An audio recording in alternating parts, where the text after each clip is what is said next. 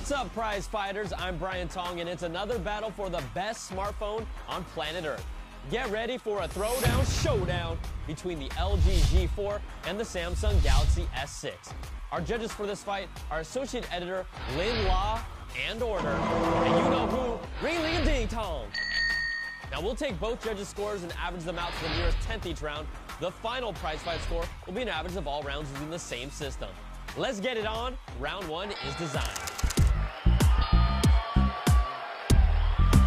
Looking at it head-on, the LG G4 looks a lot like the LG G3. The screen is the same size at 5.5 inches with a 538 pixels per inch density, but the G4's body is actually bigger and heavier. Now, the different backings and the leather styling is a nice touch, but it just can't compare to the Galaxy S6's first ever all metal and glass body that is truly the best Samsung design we've ever seen.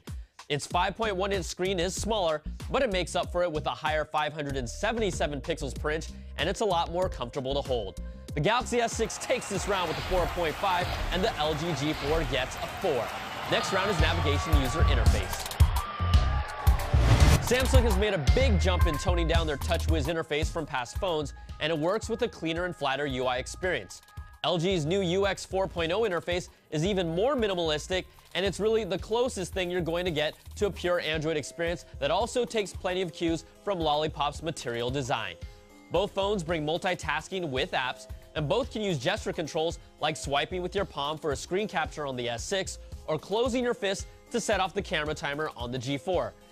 Even if it's not the prettiest, I still love the physical power button on the rear side of the G4 instead of reaching around awkwardly on the side. The LG G4 strikes back with a 4.5, and the S6 gets a 4. So after 2 rounds were tied, round 3 is features.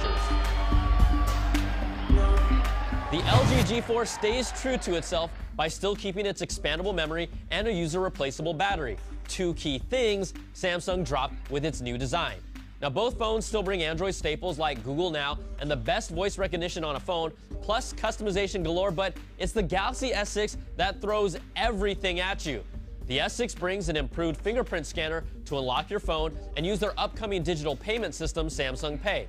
It still brings a built-in heart rate sensor, and both phones can do wireless charging, but you'll need to have a specific back cover to use it on the LG G4. Samsung swings hard and takes this round with a 4.5, and LG gets a 4. Round 4 is cameras. Cameras count when it comes to phones, and the S6 and the LG G4 bring a 16 megapixel rear camera with optical image stabilization and 4K video capture. LG's 8 megapixel front camera beats out the S6's 5 megapixel one in image quality and features like this beauty glamour filter that I always use. Now, Samsung has shooting modes galore, but it's the G4's impressive f1.8 aperture and manual mode that can control everything from ISO to shutter speed and even give you the option to shoot in RAW that has really upped the game for smartphone cameras. Overall, the LG G4 took photos that were slightly sharper, but the S6 brings that extra boost of saturation that makes their photos pop. Both cameras are great. Lin prefers the S6, but I prefer the options on the G4. And if you're picking a phone just based on its camera alone, the G4 would be that phone today. LG takes this one with a 4.75, and the S6 gets a 4.5. So after averaging 4 rounds, the Galaxy S6 has the slightest of leads. The final round that decides it all is performance. Both of these phones are snappy performers that were fluid and didn't have any major issues, but the difference maker here is battery life. Based on our CNET battery video drain test, the S6 clocked in at a respectable 12.4 hours, while the LG G4 clocked in at a more modest 10.4 hours. The Galaxy S6 outperformed the LG G4 in the 3D Mark Ice Storm Unlimited test for graphics performance, and also came out on top in the Geekbench 3 benchmarks for single-core and multi-core performance. It's pretty clear that the S6 takes this round with a 4.5, and the G4 gets a 4. So let's average out all 5 rounds, and this was a back-and-forth battle, but in the end, the Galaxy S6 reigns supreme, winning 4.4 to 4.3, and is your prize fight winner. Now, you can't go wrong with either phone here, and the Galaxy S6 retains its title as king of the prize fight ring.